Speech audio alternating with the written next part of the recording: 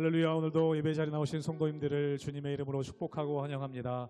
함께 이 시간 기도하며 예배 자리로 나가겠습니다. 함께 기도하겠습니다. 하나님 감사합니다. 오늘도 주님의 은혜를 구하며 또 은혜를 사모하며 예배 자리로 나아갑니다. 주님 은혜를 따라 저희들 담대하게 나가게 하여 주시옵소서. 우리들의 위축되어 있는 마음들, 하나님 굳어진 마음들이 있다면 주님의 은혜로 저희들 자유케 하여 주시고 주님의 은혜로 평안함 누리는 우리의 삶 될 수 있도록 역사하여 주시옵소서. 우리 가정에서 예배하시는 성도님들 가정마다 은혜와 복을 내려 주시옵소서. 감사드리며 예수님 이름으로 기도하옵나이다. 아멘.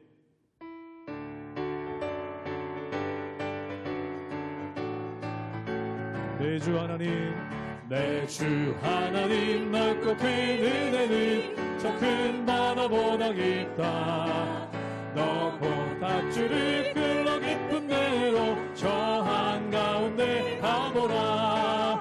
언덕을 떠나서 장파에 배 띄워 내 주 예수 은혜의 바다로 내 맘껏 져가. 왜 너 인생은 언제나 거기서 저 큰 바다 물결 보고 그 빛 모르는 깊은 바닷속을 한번 헤아려 안 보나. 언덕을 떠나서 장파에 배 띄워 내 주 예수 은혜의 바다로 내 맘껏 져가라.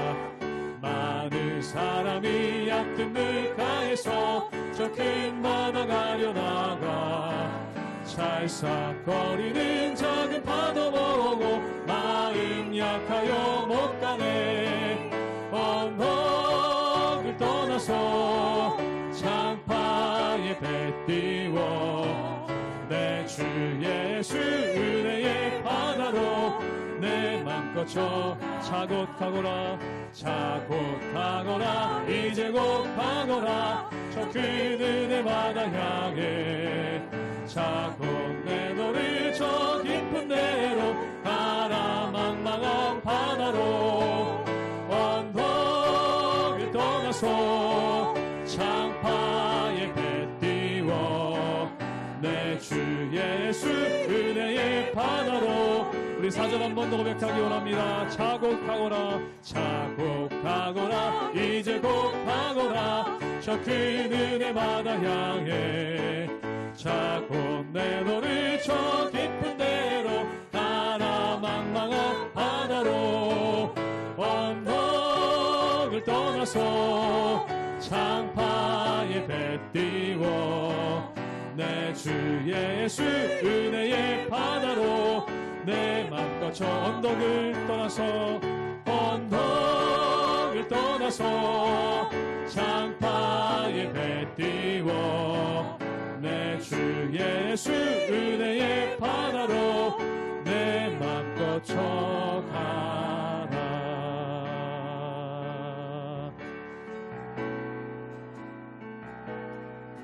두 손 들고 찬양합니다. 다시 오시와 여호와께 오직 주만이 나를 다스리네. 처음부터 고백합니다. 두 손 들고 찬양합니다. 두 손 들고 찬양합니다. 다시 오시와 여호와께 오직 주만이 나를 다스리네.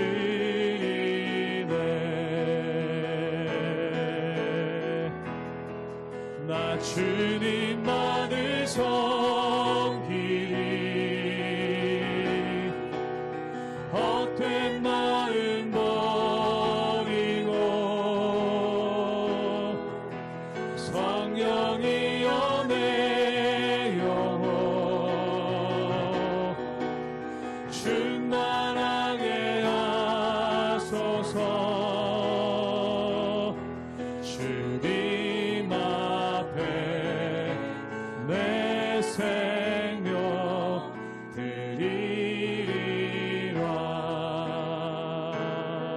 두 손 들고 찬양합니다. 두 손 들고 찬양합니다.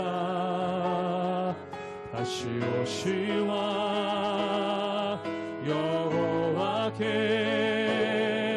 오직 주만이 나를 다스리네. 나 주님만을 섬기리. 나 주님만을 섬기리. 헛된 마음 버리고 성령이여 내 영혼 충만하게 하소서. 주님 앞에 내 생명 드리리라. 나 주님만을 섬기리.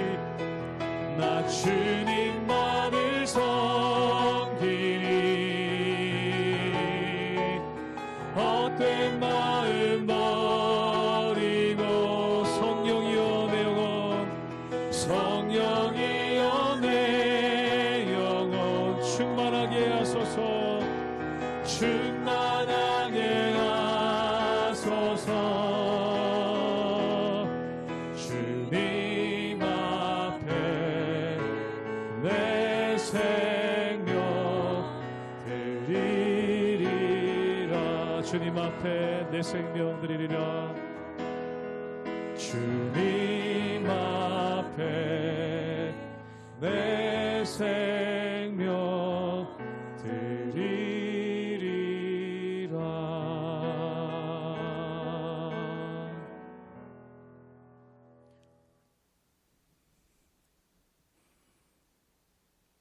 할렐루야. 우리 하나님의 은혜와 평강이 우리 성도님들 삶 가운데 날마다 가득하시기를 주님의 이름으로 축원합니다.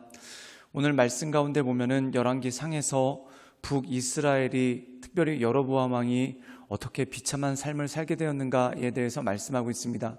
그 이유는 그가 하나님의 말씀을 받았음에도 불구하고 하나님의 뜻대로 산 것이 아니라 도리어 우상을 숭배하고 또한 이스라엘 백성들을 우상 숭배의 길로 인도했다가 결국 그의 삶 가운데 비참함이 주어지게 되는 것을 보게 됩니다. 그런데 오늘 말씀 가운데 보면은 남유다, 즉 다윗의 후손인 솔로몬의 아들 르호보암 역시 어리석은 가운데 빠지는 그 모습이 있는 것을 보게 되죠. 사랑하는 여러분, 우리 인생 가운데 답은 딱 하나밖에 없습니다. 즉 하나님을 경외하고 하나님을 바라보며 살 때 하나님께서 주시는 복으로 말미암아 온전한 삶을 살아갈 수 있는 것, 그것이 바로 우리에게 주신 능력이고 힘이라는 것이죠. 오늘 말씀 가운데 보면은 이스라엘 백성들, 특별히 남유다와 북이스라엘의 실패에 대해서 우리에게 말씀하고 있습니다. 그 까닭은 무엇입니까? 그들이 하나님을 경외하는 대신에 각자의 소견에 옳은 대로 행하였고 결국 그 결과가 우상 숭배로 귀결되는 그러한 모습이 그 가운데 있기 때문이죠. 그러므로 사랑하는 여러분, 우리 삶 가운데 오직 하나님을 바라보고 또한 하나님께서 기뻐하신 대로 온전한 삶을 살아가시는 우리 모든 성도님들 되시기를 주님의 이름으로 축원합니다.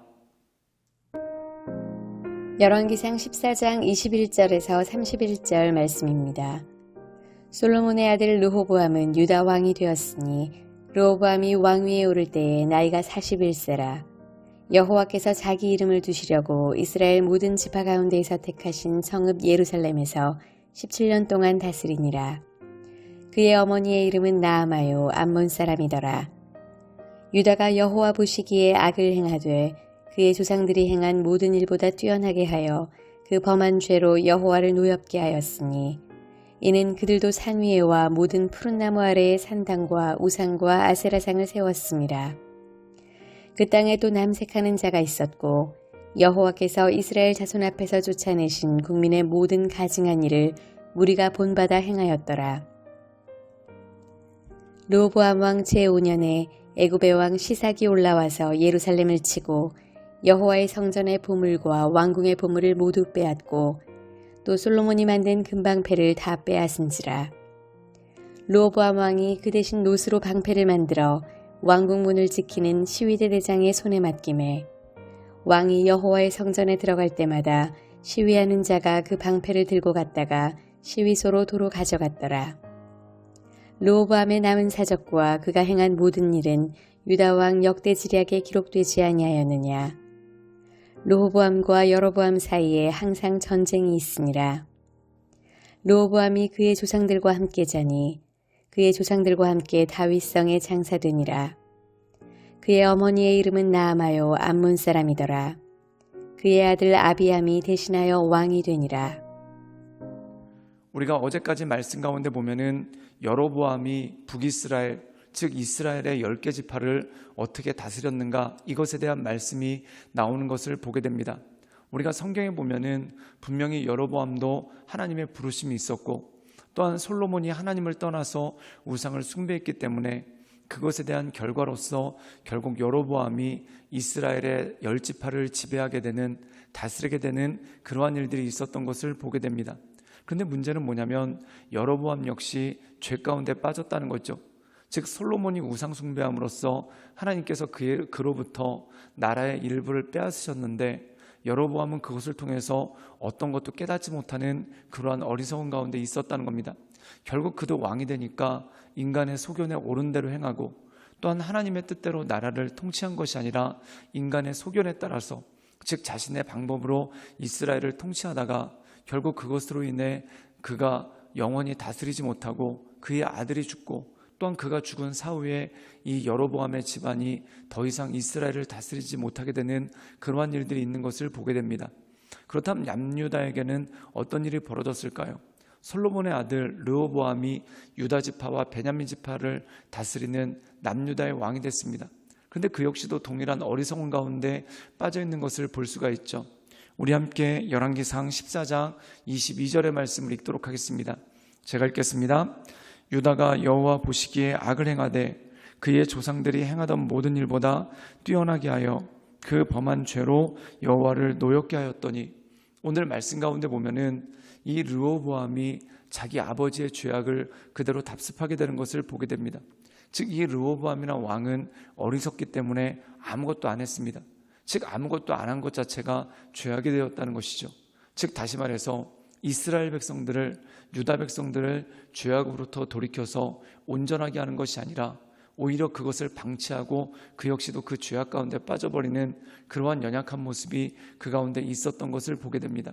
사랑하는 여러분, 우리는 날마다 이 세상을 살아갈 때 우리에게 주신 것이 무엇입니까? 단지 기계적으로 하루하루를 살아가는 것이 아니라 주님께서 주신 명철과 또한 주님께서 주신 능력을 가지고 우리에게 주신 삶을 하나하나 개척해 나가는 것, 이것이 너무나 중요하고 너무나 필요한 것이죠.